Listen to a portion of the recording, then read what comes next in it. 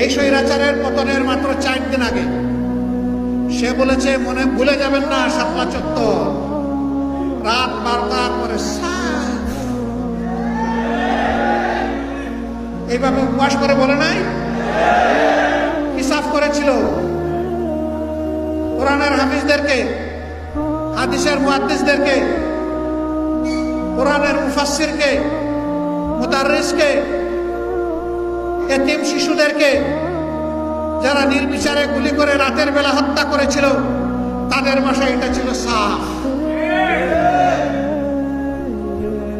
কতজন বনি আদমকে হত্যা করা হয়েছে আজও জাতি জানতে পারলো না, জানতে দেওয়া হলো না। তার আগে তাদের অপকর্ম আমরা লক্ষ্য করেছি। ক্ষমতায় বসার মাত্র 2 মাসও হয় নাই, 2009 সালের 10 জানুয়ারি তারা ক্ষমতায় বসেছিল, আর 26